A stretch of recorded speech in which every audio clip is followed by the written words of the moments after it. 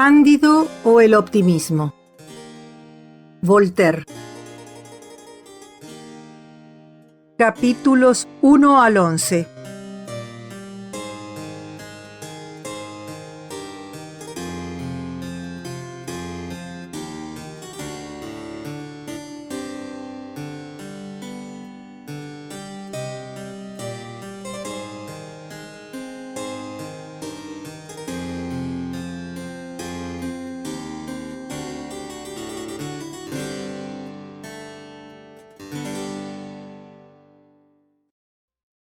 Capítulo 1. De cómo Cándido fue educado en un hermoso castillo y de cómo fue echado de él. Había en Westfalia, en el castillo del señor barón de Thundertentronckh, un joven a quien la naturaleza había dotado de las costumbres más delicadas. Su fisonomía anunciaba su alma. Tenía el juicio bastante recto, junto con el espíritu más simple. Creo que por esta razón lo llamaban Cándido. Los viejos criados de la casa sospechaban que era hijo de la hermana del señor barón y de un bondadoso y honrado gentilhombre de los alrededores, con quien esa señorita nunca quiso casarse porque sólo había podido probar 71 cuarteles y porque el resto de su árbol genealógico se había perdido por los ultrajes del tiempo. El señor barón era uno de los más poderosos señores de Westfalia porque su castillo tenía puertas y ventanas. Su salón estaba adornado incluso con un tapiz. Todos los perros de sus corrales formaban, en caso necesario, una jauría. Sus palafreneros eran sus monteros. El vicario de la aldea era su limosnero mayor. Todos lo llamaban monseñor y se reían cuando hacía bromas. La señora baronesa, que pesaba aproximadamente 350 libras, había conseguido gracias a ellas una consideración grandísima y hacía los honores de la casa con una dignidad que la volvía más respetable todavía. Su hija Cunegunda, de 17 años, era de color encendido, fresca, rolliza, apetitosa. El hijo del barón parecía en todo digno de su padre. El preceptor Pangloss era el oráculo de la casa, y el pequeño Cándido escuchaba sus lecciones con toda la buena fe de su edad y su carácter. Pangloss enseñaba la metafísico-teólogo cosmolonigología. Demostraba de modo admirable que no hay efectos sin causa, y que en este mundo, el mejor de los posibles, el castillo del monseñor barón era el más hermoso de los castillos, y la señora la mejor de las baronesas posibles. Está demostrado, decía, que las cosas no pueden ser de otro modo, porque, estando hecho todo para un fin, todo está hecho necesariamente para el mejor fin. Observad que las narices han sido hechas para llevar antiparras. Por eso tenemos antiparras. Las piernas están visiblemente instituidas para ser calzadas. Y por eso tenemos calzas. Las piedras han sido formadas para ser talladas y para hacer castillos con ellas. Por eso Monseñor tiene un bellísimo castillo. El mayor varón de la provincia debe ser el que mejor alojado esté. Y estando hechos los cerdos para ser comidos, nosotros comemos puerco todo el año. Por consiguiente, quienes han enunciado que todo está bien han dicho una tontería. Había que decir que todo está lo mejor posible. Cándido escuchaba atentamente y creía inocentemente, porque la señorita Cunegunda le parecía extremadamente bella, aunque jamás tuvo la osadía de decírselo. Llegaba a la conclusión de que, después de la dicha de haber nacido varón de Thundertentronckh, el segundo grado de felicidad era ser la señorita Cunegunda. El tercero, verla todos los días. Y el cuarto, oír a maese Pangloss, el mayor filósofo de la provincia y por consiguiente de toda la tierra. Cierto día, paseándose Cunegunda por las cercanías del castillo, en el bosquecillo que llamaban parque, vio entre unos matorrales al doctor Pangloss dando una lección de física experimental a la doncella de su madre, una morenita muy hermosa y muy dócil. Como la señorita Cunegunda tenía muchas disposiciones para las ciencias, observó, sin pestañear, los reiterados experimentos de que fue testigo.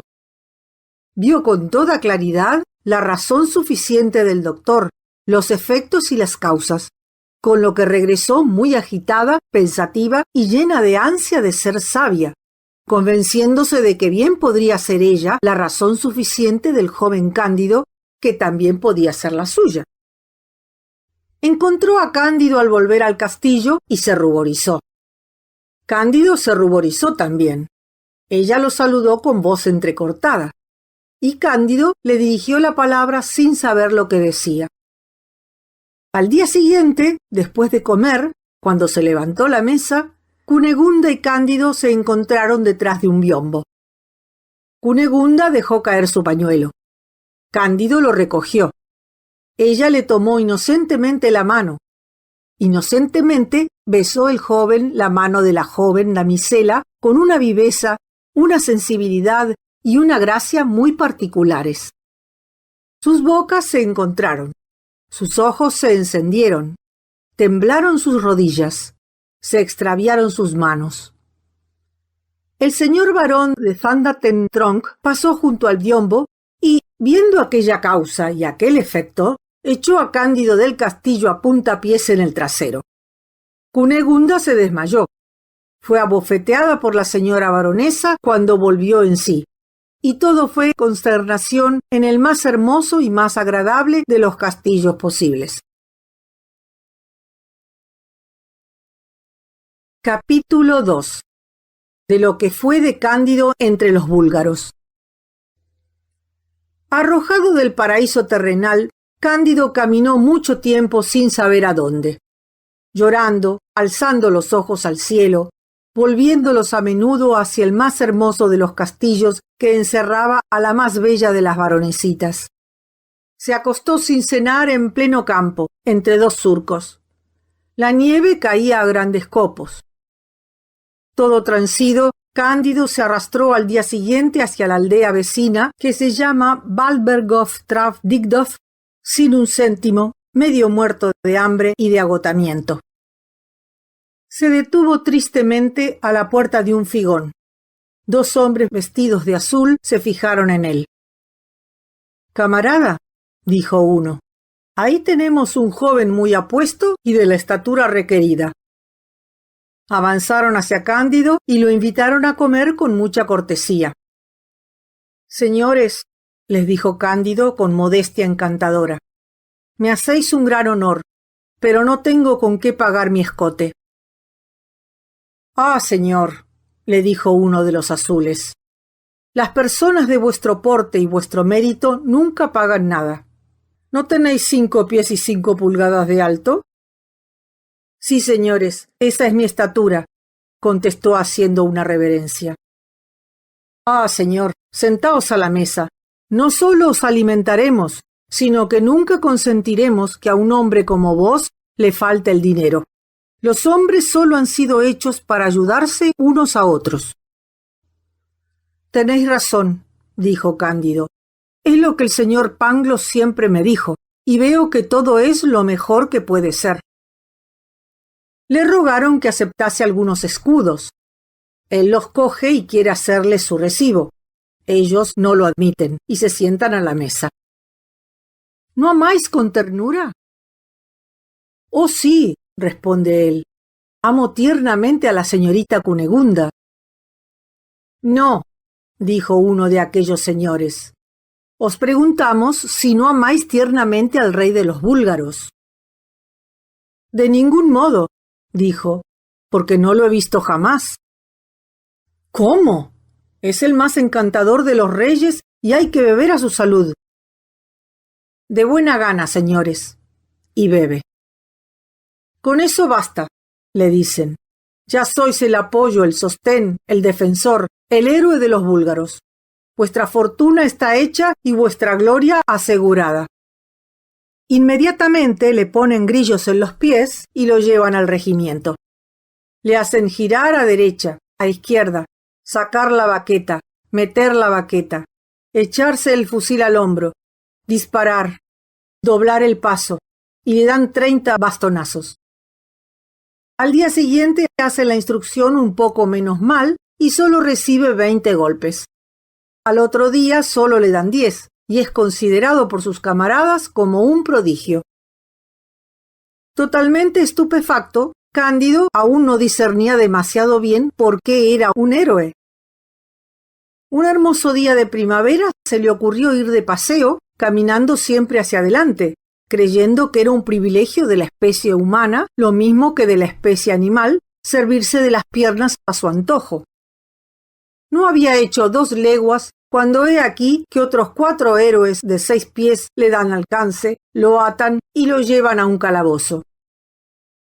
Jurídicamente le preguntaron qué prefería: ser fustigado 36 veces por todo el regimiento o recibir a la vez 12 balas de plomo en el cerebro.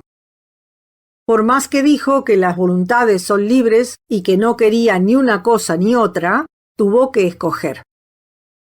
En virtud del don de Dios que se llama libertad, se resolvió a pasar 36 veces por las baquetas. Aguantó 2 paseos. El regimiento estaba formado por 2000 hombres. Esto hizo 4000 baquetazos que, desde la nuca del cuello hasta el culo, le dejaron al aire músculos y nervios. Cuando iba a proceder a la tercera carrera, Cándido, sin poder más, pidió como gracia que tuvieran la bondad de romperle la cabeza. Obtuvo ese favor. Le vendaron los ojos, le hicieron ponerse de rodillas. El rey de los búlgaros pasa en ese momento, se informa sobre el crimen del paciente y como ese rey tenía mucho ingenio, comprendió, por todo lo que supo de Cándido, que este era un joven metafísico muy ignorante de las cosas de este mundo y le otorgó su gracia con una clemencia que será alabada en todos los periódicos y en todos los siglos. Un valiente cirujano curó a Cándido en 3 semanas con los emolientes enseñados por Discórides. Ya tenía un poco de piel y podía caminar cuando el rey de los búlgaros libró batalla con el rey de los ávaros. Capítulo 3. De cómo Cándido escapó de entre los búlgaros y lo que le pasó. No había nada tan hermoso, tan bizarro, tan brillante, tan bien ordenado como los 2 ejércitos. Las trompetas, los pífanos, los oboes, los tambores, los cañones, formaban una armonía tal como nunca la hubo en el infierno. Los cañones derribaron primero cerca de 6000 hombres de cada lado. Luego la mosquetería suprimió del mejor de los mundos aproximadamente de 9 a 10.000 bribones que infectaban su superficie. La bayoneta fue también la razón suficiente de la muerte de algunos millares de hombres. El total bien podía ascender a unas 30.000 almas. Cándido, que temblaba como un filósofo, se escondió lo mejor que pudo durante aquella carnicería heroica. Por último, mientras ambos reyes hacían cantar los Te Deum, cada cual en su campamento, él decidió ir a razonar a otra parte sobre los efectos y las causas. Pasó por encima de montones de muertos y de moribundos, y llegó primero a una aldea vecina. Estaba en cenizas. Era una aldea ávara que los búlgaros habían incendiado según las leyes del derecho público. Aquí unos viejos acribillados a golpes miraban morir a sus mujeres degolladas con sus hijos colgados de unos pechos sangrantes. Allá, doncellas destripadas tras haber saciado las necesidades naturales de algunos héroes entregaban sus últimos suspiros.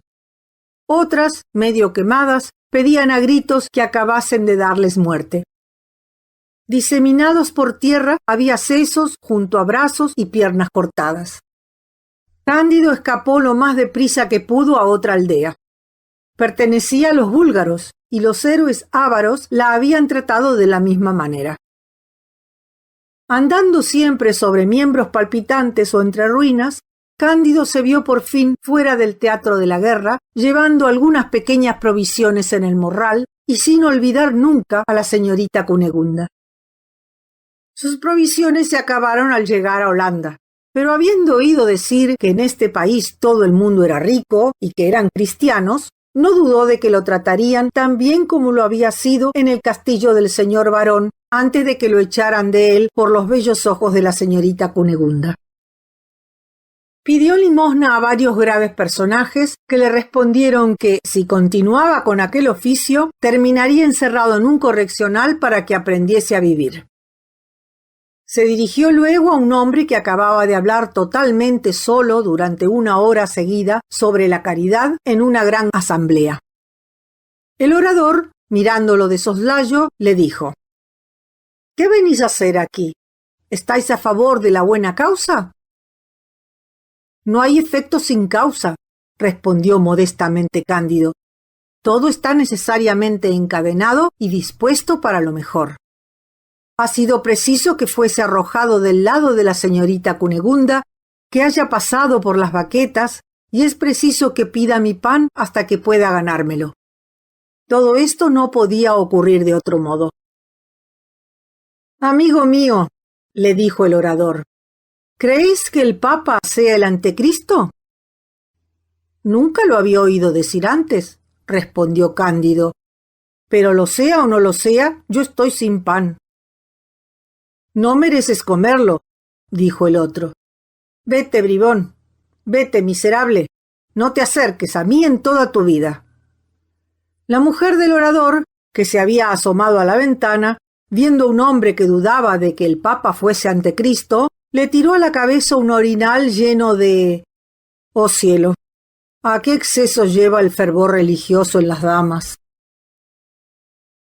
Un hombre que aún no había sido bautizado, un buen anabaptista llamado Jacques, vio la forma cruel e ignominiosa en que trataban a uno de sus hermanos, un ser bípedo sin plumas que tenía un alma. Lo llevó a su casa, lo limpió, le dio pan y cerveza, le regaló 2 florines y hasta quiso enseñarle por sí mismo a trabajar en sus manufacturas de paños de Persia que se fabrican en Holanda. Cándido, casi prosternándose ante él, exclamaba: «Ya me había dicho maese Pangloss que todo en este mundo está ordenado para lo mejor, porque estoy infinitamente más conmovido por vuestra extrema generosidad que por la dureza de ese señor de capa negra y de su señora esposa». Al día siguiente, mientras paseaba, encontró a un pordiosero todo cubierto de pústulas, con los ojos apagados, la punta de la nariz roída, la boca torcida y los dientes negros, que atormentado por una tos violenta, hablaba con la garganta y escupía un diente en cada esfuerzo.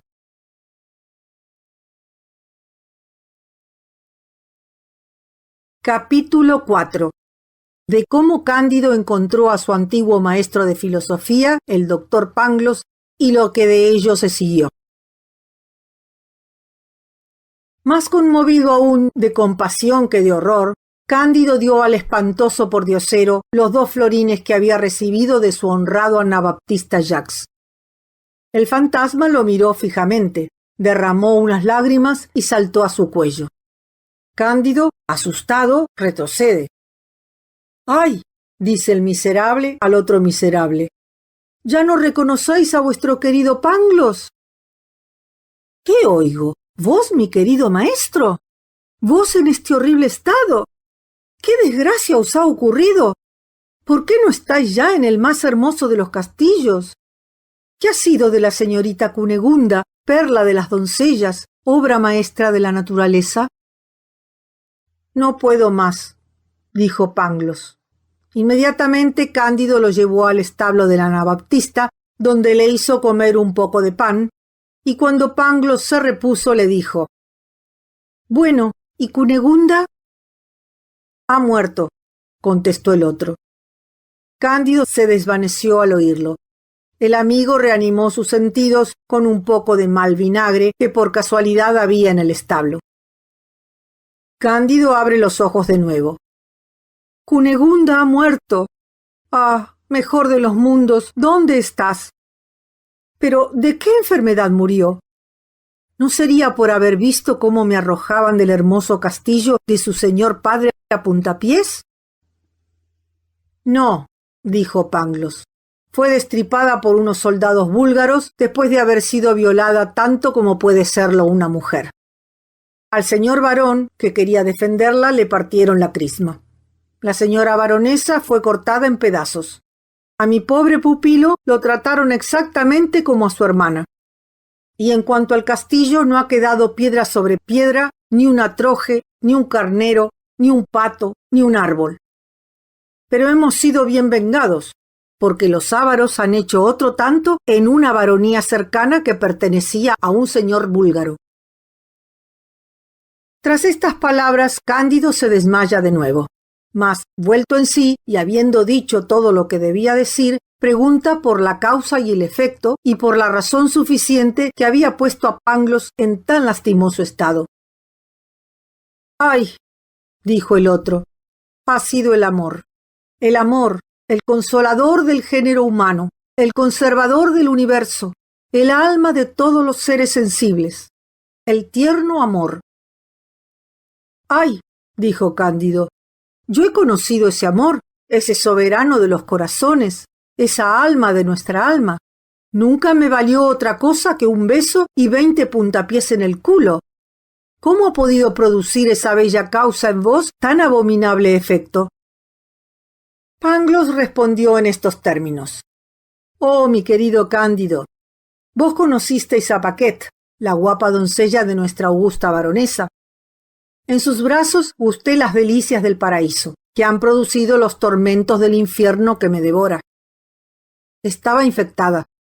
Tal vez haya muerto de ello. A Paquette le hizo este regalo un franciscano sapientísimo que había remontado a la fuente, porque lo había recibido de una vieja condesa, que lo había recibido de un capitán de caballería, que lo debía a una marquesa, que lo tenía de un paje, que lo había recibido de un jesuita que de novicio lo había cogido en línea directa de uno de los compañeros de Cristóbal Colón. En cuanto a mí, no se lo daré a nadie, porque estoy muriéndome». «Oh, Pangloss», exclamó Cándido, «qué genealogía tan extraña. ¿No fue el diablo su raíz?» «Nada de eso», replicó aquel gran hombre. «Era una cosa indispensable en el mejor de los mundos, un ingrediente necesario, porque si Colón no hubiera atrapado en una isla de América esa enfermedad que emponzoña la fuente de la generación, que a menudo impide incluso la generación, y que evidentemente es lo contrario del gran objetivo de la naturaleza, no tendríamos ni el chocolate ni la cochinilla. Hemos de tener en cuenta además que hasta hoy esa enfermedad es específica de nuestro continente como la controversia. Los turcos, los indios, los persas, los chinos, los siameses, los japoneses todavía no la conocen. Pero hay una razón suficiente para que a su vez la conozcan dentro de algunos siglos. Mientras tanto, ha hecho progresos maravillosos entre nosotros, y sobre todo en esos grandes ejércitos compuestos por honrados mercenarios, bien criados, que deciden el destino de los estados. Podemos asegurar que cuando 30.000 hombres combaten en batalla ordenada contra tropas iguales en número, hay unos 20.000 sifilíticos por cada lado. «Eso sí que es admirable», dijo Cándido, «pero hay que curaros». «¿Y cómo puedo hacerlo?», dijo Pangloss. «No tengo un céntimo, amigo mío, y en toda la extensión del globo no puede uno hacerse sangrar siquiera ni tomar una lavativa sin pagar, o sin que haya alguien que pague por nosotros». Estas últimas palabras decidieron a Cándido. Fue a postrarse a las plantas de su caritativo anabaptista Jacques y le hizo una descripción tan conmovedora del estado a que su amigo estaba reducido que el buen hombre no vaciló en acoger al doctor Pangloss. Lo hizo curar a su costa. En la cura, Pangloss solo perdió un ojo y una oreja. Tenía buena letra y conocía perfectamente la aritmética. El anabaptista Jacques le hizo su tenedor de libros. Al cabo de 2 meses, obligado a ir a Lisboa por asuntos de su negocio, llevó en su navío a sus 2 filósofos. Pangloss le explicó cómo todo era lo mejor posible. Jacques no compartía esa opinión. Es preciso, decía, que los hombres hayan corrompido un poco la naturaleza, porque no nacieron lobos y se han vuelto lobos. Dios no les dio ni cañones de 24 ni bayonetas, y ellos han hecho bayonetas y cañones para destruirse. También podría incluir las bancarrotas y la justicia que se apodera de los bienes de los que quiebran en detrimento de los acreedores. Todo eso era indispensable, replicaba el doctor Tuerto. Y las desgracias particulares hacen el bien general, de suerte que cuantas más desgracias particulares hay, tanto mejor va todo. Mientras razonaba así, el aire se oscureció. Los vientos soplaron desde los 4 rincones del mundo y, a la vista del puerto de Lisboa, el navío fue asaltado por la más horrible de las tempestades.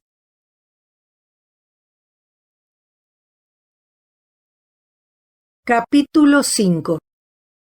Tempestad, naufragio, terremoto y lo que fue del doctor Pangloss, de Cándido y del anabaptista Jacques. La mitad de los pasajeros, extenuados, a punto de expirar con esas angustias inconcebibles que el cabeceo de un barco pone en los nervios y en todos los humores del cuerpo, agitados en sentidos contrarios, no tenía fuerza siquiera para inquietarse por el peligro. La otra mitad gritaba y rezaba. Las velas estaban desgarradas, los mástiles rotos, el bajel hendido. Trabajaba todo el que podía, nadie se entendía, nadie mandaba. El anabaptista ayudaba algo a la maniobra, estaba en la cubierta del puente. Un marinero furioso lo golpea brutalmente y lo tira sobre las tablas. Pero del golpe que le dio, sufrió él mismo una sacudida tan violenta que cayó de cabeza fuera del navío. Quedó colgado y enganchado a una parte del mástil roto. El buen Jacques corre en su auxilio, lo ayuda a subir y al hacer ese esfuerzo cae al mar a la vista del marinero, que lo deja perecer sin dignarse mirarlo siquiera. Cándido se acerca. Ve a su bienhechor, que reaparece un momento y que es engullido para siempre. Pretende arrojarse a por él al mar. El filósofo Pangloss se lo impide, probándole que la rada de Lisboa había sido hecha expresamente para que aquel anabaptista se ahogase en ella. Mientras lo demostraba a priori, el navío se parte y perecen todos menos Pangloss, Cándido y aquel brutal marinero que había ahogado al virtuoso anabaptista. El bribón ganó a nado la orilla, a la que Pangloss y Cándido llegaron sobre una tabla. Cuando estuvieron algo recuperados, se encaminaron a Lisboa. Les quedaba algún dinero, con el que esperaban escapar del hambre después de haber escapado de la tempestad. Nada más poner el pie en la ciudad, llorando por la muerte de su bienhechor, sintieron temblar la tierra bajo sus pies. El mar se levanta hirviendo en el puerto y rompe los navíos allí anclados. Torbellinos de llamas y cenizas cubren las calles y las plazas públicas. Las casas se desmoronan, los tejados se derrumban sobre sus cimientos y los cimientos se dispersan. 30.000 habitantes de toda edad y sexo quedan aplastados bajo las ruinas. El marinero decía entre silbidos y juramentos: algo habrá que se pueda ganar en todo esto. ¿Cuál puede ser la razón suficiente de este fenómeno?, decía Pangloss. Es el fin del mundo, exclamaba Cándido. El marinero corre al punto por entre los escombros, afronta la muerte para encontrar dinero, lo encuentra, se apodera de él, se emborracha y después de haber dormido la borrachera, compra los favores de la primera ramera de buena voluntad que encuentra en las ruinas de las casas destruidas y en medio de los moribundos y los muertos. Mientras, Pangloss le tiraba de la manga. Amigo mío, le decía, eso no está bien. Estáis faltando a la razón universal. Escogéis mal el momento. Por la sangre de Cristo, respondió el otro. Soy marinero y nací en Batavia. 4 veces he pisado el crucifijo en 4 viajes a Japón. Pues sí que soy yo el hombre de tu razón universal. Algunos trozos de piedra habían herido a Cándido. Estaba tendido en la calle y cubierto de escombros. Le decía a Pangloss: «¡Ay, consígueme un poco de vino y de aceite! Estoy muriéndome». «Este terremoto no es cosa nueva», respondió Pangloss. «La ciudad de Lima sufrió las mismas sacudidas en América el año pasado. A iguales causas, iguales efectos. Hay evidentemente un reguero de azufre bajo tierra desde Lima hasta Lisboa». «Es lo más probable», dijo Cándido. «Pero por Dios, un poco de aceite y de vino». «¿Cómo que probable?», replicó el filósofo. «Sostengo que está demostrado». Cándido perdió el conocimiento y Pangloss le llevó un poco de agua de una fuente cercana. Al día siguiente, después de haber encontrado algunas vituallas deslizándose entre los escombros, repararon un tanto sus fuerzas. Luego trabajaron como los demás para aliviar a los habitantes que habían escapado de la muerte. Algunos ciudadanos, a quienes socorrieron, les dieron una comida tan buena como permitía semejante desastre. Cierto que la cena fue triste. Los comensales rociaban su pan con lágrimas. Pero Pangloss los consoló, asegurándoles que las cosas no podían ser de otro modo. «Porque todo esto», dijo, «no es sino para mejor. Porque si hay un volcán en Lisboa, no podía estar en otra parte. Porque es imposible que las cosas no estén donde están. Porque todo está bien». Un hombrecillo de negro, familiar de la Inquisición, que estaba a su lado, tomó cortésmente la palabra y dijo: «A lo que parece, el señor no cree en el pecado original, porque si todo es lo mejor posible, entonces no hubo caída ni castigo». «Pido muy humildemente perdón a vuestra excelencia», respondió Pangloss, aún con más cortesía, «porque la caída del hombre y la maldición entraban necesariamente en el mejor de los mundos posibles». «¿El señor no cree, pues, en la libertad?», dijo el familiar. «Vuestra excelencia habrá de excusarme», dijo Pangloss. «La libertad puede subsistir con la necesidad absoluta, porque era necesario que fuésemos libres, porque, en fin, la voluntad determinada». Pangloss estaba en mitad de su frase cuando el familiar hizo una seña a su lacayo que le escanciaba vino de Porto o de Oporto.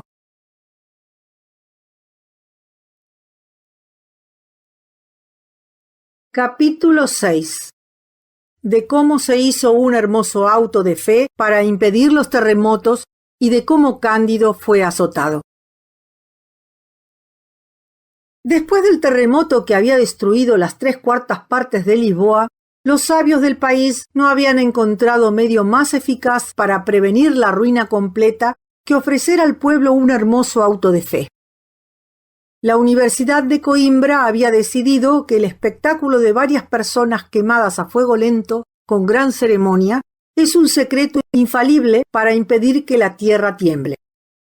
En consecuencia, habían detenido a un vizcaíno convicto de haberse casado con su comadre y a 2 portugueses que al comer un pollo le habían quitado el gordo. Después de la comida fueron a maniatar al doctor Pangloss y a su discípulo Cándido, al uno por haber hablado y al otro por haber escuchado con aire de aprobación. Los dos fueron llevados por separado a unas cámaras de extremado frescor en las que jamás molestaba el sol a nadie.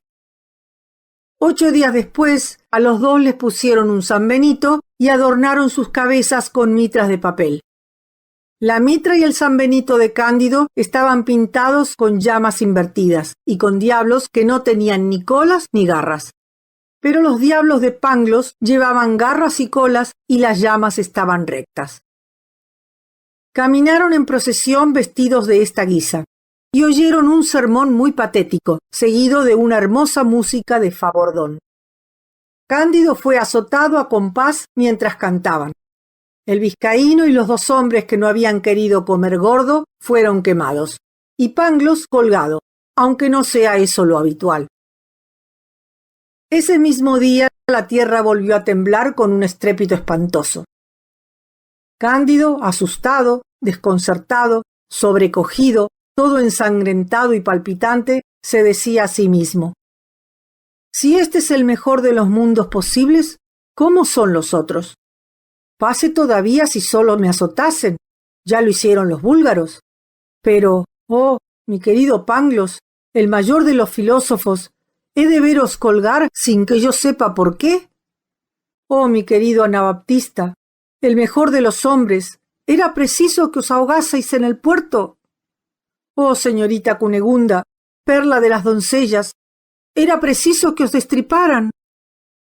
Y se volvía sosteniéndose a duras penas, predicado, azotado, absuelto y bendecido, cuando una vieja se le acercó y le dijo: animaos, hijo mío, seguidme. Capítulo 7. De cómo una vieja cuidó de Cándido y de cómo éste encontró lo que amaba. Cándido no se animó, pero siguió a la vieja hasta una casucha. Ella le ofreció un tarro de pomada para que se diese friegas. Le dejó de comer y de beber. Le indicó una pequeña cama bastante limpia. Junto a la cama había un traje completo. Comed, bebed, dormid, le dijo, y que Nuestra Señora de Atocha, mi señor San Antonio de Padua y mi señor Santiago de Compostela os protejan. Mañana volveré. Cándido, que seguía anonadado por todo lo que había visto, por todo lo que había sufrido, y más aún por la caridad de la vieja, quiso besarle la mano. No es mi mano lo que hay que besar, dijo la vieja. Mañana volveré. Frotaos con la pomada, comed y dormid. A pesar de tantas desgracias, Cándido comió y durmió. Al día siguiente la vieja le trae de desayunar, examina su espalda y le frota a ella misma con otra pomada. Luego le trae de comer. Vuelve por la noche y trae de cenar. Al día siguiente hace las mismas ceremonias. ¿Quién sois?, le decía siempre Cándido. ¿Quién os ha inspirado tanta bondad? ¿Cómo puedo agradecéroslo? La buena mujer nunca respondía nada. Volvió por la noche y no trajo de cenar. Venid conmigo, dijo, y no digáis palabra. Le coge del brazo y camina con él por el campo un cuarto de milla aproximadamente. Llegan a una casa aislada, rodeada de huertos y canales. La vieja llama a una puertecilla. Abren. Guía a Cándido por una escalera oculta hasta un gabinete dorado. Lo deja en un sofá de brocatel, cierra la puerta y se va. Cándido creía estar soñando y miraba toda su vida como un sueño funesto y el momento presente como un sueño agradable. No tardó en reaparecer la vieja. Sostenía con esfuerzo a una mujer temblorosa, de majestuosa estatura, brillante de pedrerías y cubierta con un velo. «Apartad ese velo», dijo la vieja a Cándido. El joven se acerca, alza el velo con mano tímida. ¡Qué momento! ¡Qué sorpresa! Cree ver a la señorita Cunegunda. La veía, en efecto, era ella. Le fallan las fuerzas, no puede articular palabra, cae a sus pies. Cunegunda cae sobre el sofá. La vieja los rocía con aguas espirituosas. Recobran el sentido, se hablan. Son, al principio, palabras entrecortadas, preguntas y respuestas que se cruzan, suspiros, lágrimas, gritos. La vieja les recomienda hacer menos ruido y los deja solos. «¿Cómo? ¿Sois vos?», le dice Cándido. «Y estáis viva, y os encuentro en Portugal. ¿No os violaron entonces? ¿No os destriparon como el filósofo Pangloss me había asegurado?» «Sí», dice la hermosa Cunegunda, «pero no siempre se muere de esos dos accidentes». «¿Pero a vuestro padre y a vuestra madre no los mataron?» «Demasiado cierto es eso», dijo Cunegunda llorando. «¿Y vuestro hermano?» «También a mi hermano lo mataron». «¿Y por qué estáis en Portugal? ¿Y cómo habéis sabido que yo estaba aquí ¿Y por qué extraña aventura me habéis hecho traer a esta casa? Os diré todo eso, replicó la dama, pero antes tenéis que contarme todo lo que os ha pasado desde el inocente beso que me disteis y los puntapiés que recibisteis. Cándido le obedece con profundo respeto, y aunque estuviera desconcertado, aunque su voz fuera débil y temblorosa, aunque el espinazo todavía le doliese algo, le contó de la manera más ingenua todo lo que había sufrido desde el momento de la separación. Cunegunda alzaba los ojos al cielo. Derramó lágrimas por la muerte del buen Anabaptista y de Pangloss, tras lo cual habló a Cándido, que no perdía palabra y que la devoraba con los ojos, en estos términos. Capítulo 8. Historia de Cunegunda. Estaba yo en mi cama y dormía profundamente cuando plugo al cielo enviar a los búlgaros a nuestro hermoso castillo de Thandatentrunk. Degollaron a mi padre y a mi hermano y cortaron a mi madre en pedazos. Un búlgaro muy grande, de 6 pies de alto, al ver que ante aquel espectáculo yo había perdido el conocimiento, se puso a violarme. Esto me hizo volver en mí. Recobré el sentido. Grité, me debatí, mordí, arañé. Quería arrancar los ojos a aquel gran búlgaro sin saber que cuanto ocurría en el castillo de mi padre era algo usual. El muy bruto me dio una puñalada en el costado izquierdo, cuya cicatriz todavía llevo. «¡Ay, espero verla!», dijo el ingenuo Cándido. «La veréis», dijo Cunegunda. «Pero sigamos». «Seguid», dijo Cándido. Y ella reanudó así el hilo de su historia. Entró un capitán búlgaro, me vio toda ensangrentada y el soldado continuaba su tarea. El capitán se enfureció por el poco respeto que le demostraba aquel bruto y lo mató encima de mi cuerpo. Luego mandó que me curasen y me llevó como prisionera de guerra a su cuartel. Yo lavaba las pocas camisas que él tenía, le preparaba la comida. Él me encontraba muy hermosa, hay que confesarlo, y no negaré que él no fuera muy apuesto ni que tuviese la piel blanca y suave, pero muy poco ingenio y poca filosofía. Se echaba de ver con toda claridad que no lo había educado el doctor Pangloss.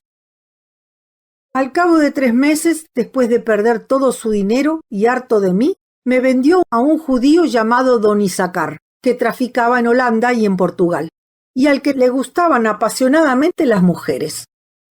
Este judío se prendó locamente de mi persona, pero no podía triunfar. Le resistí mejor que al soldado búlgaro. Una persona honorable puede ser violada una vez, pero su virtud se afirma con ello. Para domeñarme, el judío me trajo a esta casa de campo que veis. Hasta entonces yo había creído que no había en la tierra nada tan hermoso como el castillo de Thandatentrunk. Me he desengañado. El gran inquisidor me vio un día en misa, me miró largo y tendido, y mandó decirme que tenía que hablarme por asuntos secretos. Fui conducida a su palacio. Le informé de mi nacimiento. Él me hizo ver cuán por debajo de mi rango estaba pertenecer a un israelita. Propusieron de su parte a don Issachar que me cediese a Monseñor. Don Issachar, que es el banquero de la corte y hombre de crédito, se negó. El inquisidor lo amenazó con un auto de fe. Al fin, mi judío, intimidado, concluyó un trato, por el que la casa y yo perteneceríamos a los dos en comandita. El judío tendría para él los lunes, miércoles y el día del Sabbat, y el inquisidor los demás días de la semana. Hace 6 meses que dura ese pacto. No sin peleas, porque a menudo hay que dilucidar si la noche del sábado al domingo pertenece a la ley antigua o a la nueva. En cuanto a mí, he resistido hasta ahora a los dos, y creo que por esta razón siguen amándome. Por último, para aplacar el azote de los terremotos e intimidar a don Issachar, plugo al monseñor inquisidor celebrar un auto de fe. Me hizo el honor de invitarme. Me colocaron en un buen lugar. A las damas les sirvieron refrescos entre la misa y la ejecución. En verdad, quedé sobrecogida de horror viendo quemar a aquellos dos judíos y al honesto vizcaíno que se había casado con su comadre.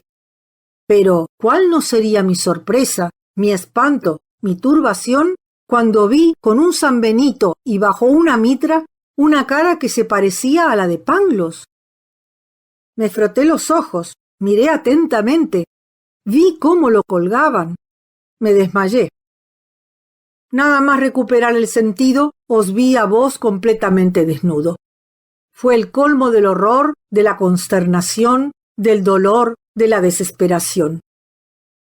Debo deciros con verdad que vuestra piel es más blanca todavía y de un encarnado más perfecto que la de mi capitán de los búlgaros. Esta visión redobló todos los sentimientos que me agobiaban, que me devoraban. Grité, quise decir: «¡Deteneos, bárbaros!», pero me falló la voz y mis gritos habrían sido inútiles. Cuando estuvisteis bien azotado, yo me decía: ¿cómo puede ser que el amable Cándido y el sabio Pangloss se encuentren en Lisboa, el uno para recibir 100 latigazos y el otro para ser colgado por orden del monseñor inquisidor, de quien soy la bien amada? Pangloss me engañó, pues, muy cruelmente, cuando me decía que todo en el mundo va del mejor modo posible.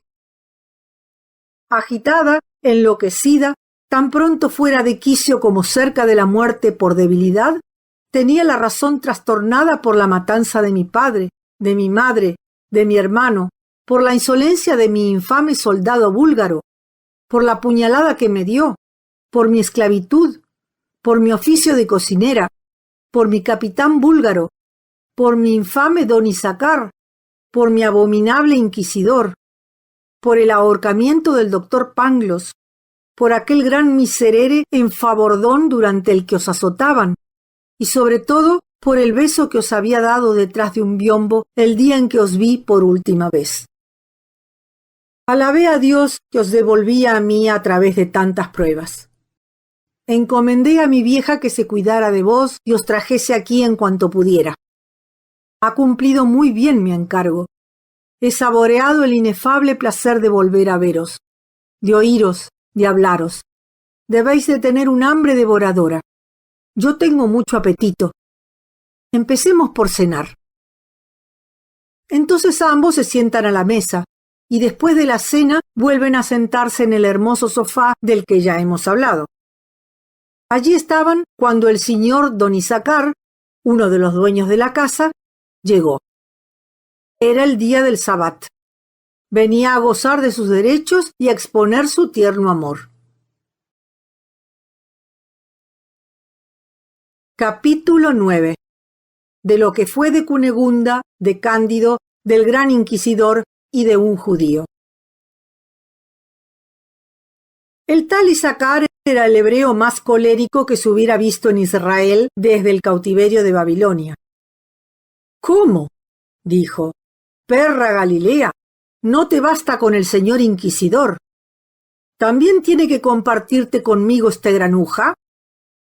Y diciendo esto saca un largo puñal que siempre llevaba consigo y no creyendo que su adversario fuera armado, se lanza sobre Cándido. Pero nuestro buen westfaliano había recibido de la vieja el traje completo junto con una bonita espada. Saca su espada, aunque era de costumbres muy suaves, y tiende al israelita, tieso y muerto, en el suelo a los pies de la hermosa Cunegunda. «Virgen Santa», exclama ésta, «¿qué será de nosotros? Un hombre muerto en mi casa. Si viene la justicia estamos perdidos». «Si Pangloss no hubiera sido colgado», dijo Cándido, «nos daría un buen consejo en este aprieto, porque era un gran filósofo. Ya que no está, consultemos a la vieja». Esta era muy prudente y empezaba a emitir su opinión cuando se abrió otra puertecita. Era la 1 de la noche, comienzo del domingo. Este día pertenecía al monseñor inquisidor. Entra y ve al azotado Cándido, espada en mano, a un muerto tendido en el suelo, a Cunegunda asustada y a la vieja dando consejos. Esto fue lo que pasó por el alma de Cándido en ese momento y cómo razonó. Si este santo varón pide auxilio, me manda a la hoguera sin remisión. Otro tanto podrá hacer con Cunegunda. Me ha hecho azotar despiadadamente. Es mi rival. Ya que estoy matando, fuera vacilaciones.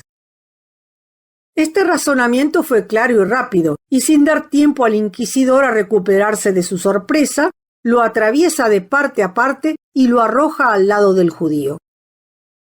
Ya son dos, dice Cunegunda. No hay remisión. Estamos excomulgados. Nuestra última hora ha llegado.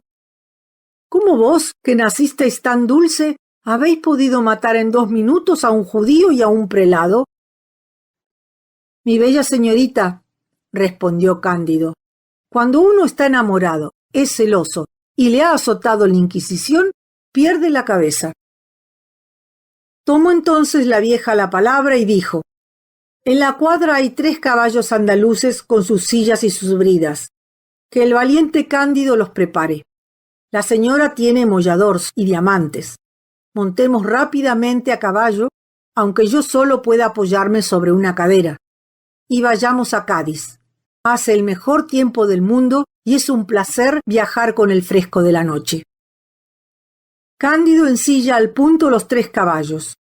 Cunegunda, la vieja y él hacen 30 millas de un tirón.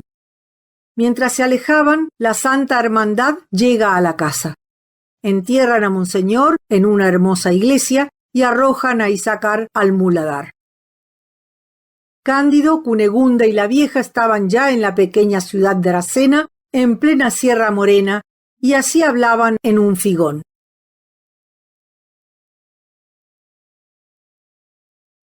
Capítulo 10.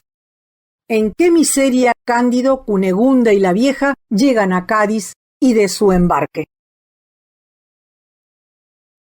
¿Quién ha podido robarme mis pistolas y mis diamantes?, decía llorando Cunegunda. ¿De qué viviremos? ¿Cómo nos las arreglaremos? ¿Dónde encontrar inquisidores y judíos que me den otros? Ay, dijo la vieja, mucho sospecho de un reverendo padre franciscano que ayer pasó la noche en la misma venta que nosotros en Badajoz. Dios me guarde de hacer un juicio temerario, pero entró 2 veces en nuestro cuarto y se marchó mucho antes que nosotros. Ay, dijo Cándido, el buen Pangloss me demostró a menudo que los bienes de la tierra son comunes a todos los hombres, que todos tienen el mismo derecho a ellos. Ese franciscano, según tales principios, debía habernos dejado lo suficiente para acabar nuestro viaje. Entonces, ¿no os queda nada de nada, mi hermosa Cunegunda? Ni un maravedí, dijo ella. ¿Qué decisión tomar?, dijo Cándido. Vendamos uno de los caballos, dijo la vieja. Yo montaré a la grupa detrás de la señorita, aunque solo pueda apoyarme en una cadera, y llegaremos a Cádiz. Había en la misma hostería un prior de benedictinos. Compró el caballo a bajo precio. Cándido, Cunegunda y la vieja pasaron por Lucena, por Chillas, por Lebrija y llegaron finalmente a Cádiz. Aquí estaban equipando una flota y reunían tropas para hacer entrar en razón a los reverendos padres jesuitas del Paraguay, a los que se acusaba de haber sublevado una de sus cuadrillas contra los reyes de España y Portugal en las inmediaciones de la ciudad del Santo Sacramento. Cándido, que había servido con los búlgaros, hizo una demostración de la instrucción búlgara ante el general del pequeño ejército con tanta gracia, celeridad, destreza, orgullo y agilidad que le dieron el mando de una compañía de infantería. Ya lo tenemos, capitán. Embarca con la señorita Cunegunda, la vieja, 2 criados y los 2 caballos andaluces que habían pertenecido a Monseñor, el gran inquisidor de Portugal. Durante toda la travesía razonaron mucho sobre la filosofía del pobre Pangloss. Vamos a otro universo, decía Cándido. Es en él sin duda donde todo está bien. Porque hemos de confesar que hay motivos para lamentarse un poco por lo que ocurre en física y en moral en el nuestro. Os amo con todo mi corazón, decía Cunegunda, pero todavía tengo el alma totalmente horrorizada por lo que he visto, por lo que he sufrido. Todo irá bien, replicaba Cándido. El mar de este nuevo mundo ya es mejor que los mares de nuestra Europa. Es más tranquilo y los vientos más constantes. Estoy seguro de que el nuevo mundo es el mejor de los universos posibles. Dios lo quiera, decía Cunegunda, pero he sido tan terriblemente desgraciada en el mío que tengo el corazón casi cerrado a la esperanza. ¿Y os quejáis?, le dijo la vieja. ¡Ay! Vos no habéis sufrido infortunios como los míos. Cunegunda casi se echó a reír, y aquella buena mujer le pareció muy bromista por pretender que había sido más desgraciada que ella.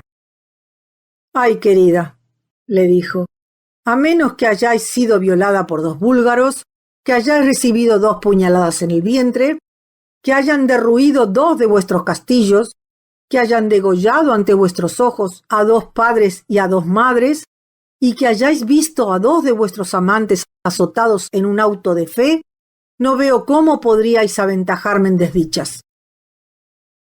Añadid que nací baronesa con 72 cuarteles y que he sido cocinera».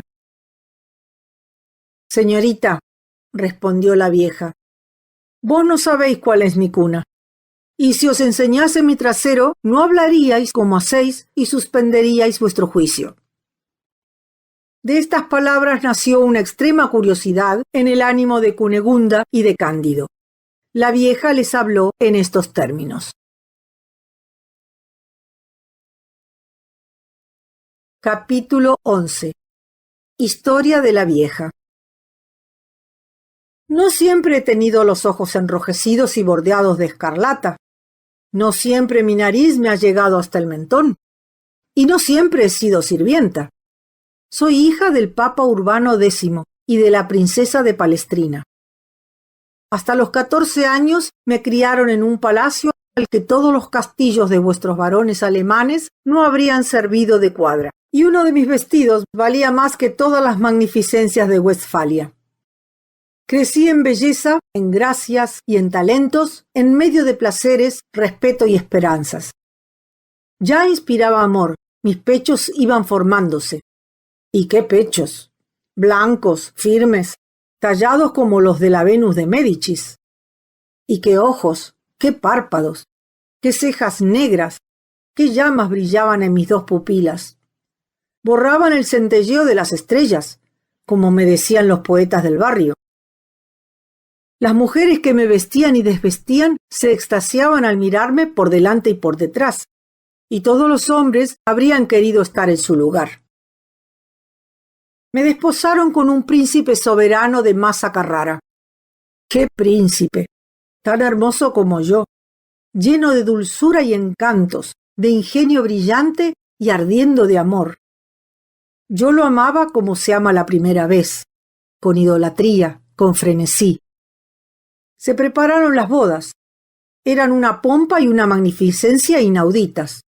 Fiestas, carruseles, óperas bufas continuamente. Y toda Italia hizo para mí sonetos, pero ni uno solo pasable. Estaba a punto de alcanzar la felicidad cuando una vieja marquesa, que había sido amante de mi príncipe, lo invitó a tomar chocolate en su casa. Murió en menos de 2 horas entre convulsiones espantosas. Pero esto solo es una bagatela.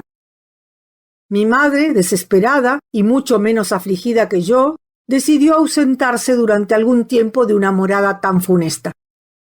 Tenía una hermosísima finca cerca de Gaeta.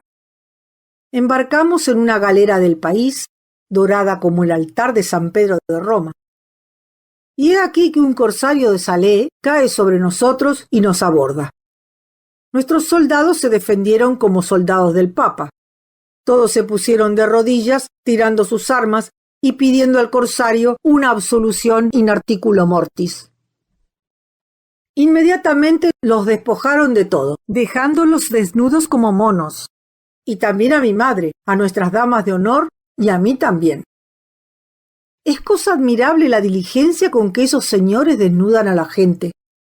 Pero lo que más me sorprendió fue que nos metieron a todos el dedo en un lugar en el que las mujeres no nos dejamos meter de ordinario más que cánulas. Aquella ceremonia me parecía muy extraña. Así es como se juzga de todo cuando no se ha salido nunca de su tierra. Pronto supe que era para ver si no habíamos escondido allí algún diamante. Es una costumbre establecida desde tiempo inmemorial entre las naciones civilizadas que hacen correrías marítimas. He sabido que los señores religiosos caballeros de Malta nunca dejan de hacerlo cuando cogen turcos y turcas. Es una ley del derecho de gentes que jamás se ha derogado. No os diré cuán duro resulta para una joven princesa ser llevada como esclava a Marruecos con su madre. No os costará mucho imaginar todo lo que hubimos de sufrir en el bajel corsario. Mi madre todavía era muy bella. Nuestras damas de honor, nuestras simples doncellas, tenían más encantos de los que pueden encontrarse en toda África. En cuanto a mí, era arrebatadora, era la belleza, la gracia misma, y era virgen. No lo fui mucho tiempo. Esa flor que yo había reservado para el bello príncipe de Masa Carrara me fue arrebatada por el capitán corsario. Era un negro abominable que encima creía hacerme un gran honor. Desde luego, teníamos que ser la señora princesa de Palestrina y yo muy fuertes para resistir todo lo que sufrimos hasta nuestra llegada a Marruecos. Pero dejémoslo. Son cosas tan comunes que no merece la pena hablar de ellas. Marruecos nadaba en sangre cuando llegamos. Los 50 hijos del emperador Muley Ismail tenían cada uno su partido, lo cual producía de hecho 50 guerras civiles, de negros contra negros, de negros contra morenos, de morenos contra morenos, de mulatos contra mulatos. Era una carnicería continua en toda la extensión del imperio. Nada más desembarcadas se presentaron unos negros de una facción enemiga de la de mi corsario para arrebatarle su botín. Después de los diamantes y del oro, nosotras éramos lo más precioso que tenía. Fui testigo de un combate tal como nunca los veis en vuestros climas de Europa. Los pueblos septentrionales no tienen la sangre bastante ardiente, no tienen esa hambre de mujeres que es lo común en África. Parece que vuestros europeos tengan leche en las venas. Es vitriolo, es fuego lo que corre por la de los habitantes del monte Atlas y las regiones vecinas. Combatían con la furia de los leones, de los tigres y de las serpientes de la comarca para saber quién nos tendría. Un moro cogió a mi madre por el brazo derecho. El teniente de mi capitán la agarró por el izquierdo. Un soldado moro la agarró por una pierna. Uno de nuestros piratas la tenía por la otra. En un santiamén, casi todas nuestras doncellas se vieron tironeadas así por 4 soldados. Mi capitán me mantenía oculta detrás de él. Tenía la cimitarra en el puño y mataba a cuantos se oponían a su furia. Finalmente vi a todas nuestras italianas y a mi madre descuartizadas, despedazadas, matadas por los monstruos que se las disputaban. Los cautivos, compañeras mías, los que las habían prendido, soldados, marineros, negros, morenos, blancos, mulatos y por último mi capitán, todos fueron muertos, y yo quedé moribunda sobre un montón de cadáveres. Escenas semejantes pasaban, como se sabe, en una extensión de más de 300 leguas, sin que nadie dejase de cumplir con las 5 oraciones diarias prescritas por Mahoma. Con gran esfuerzo me desembaracé de la multitud de tantos cadáveres ensangrentados, amontonados, y me arrastré hasta un gran naranjo que había a orillas de un riachuelo vecino. Allí caí de espanto, de fatiga, de horror, de desesperación y de hambre. Inmediatamente después, mis sentidos, agobiados, se entregaron a un sueño que tenía más de desvanecimiento que de reposo. Me hallaba en ese estado de debilidad y de insensibilidad entre la muerte y la vida, cuando me sentí oprimida por algo que se agitaba sobre mi cuerpo. Abrí los ojos. Vi a un hombre blanco y de buen aspecto que suspiraba y que decía entre dientes: «Oh, che sciagura d'essere senza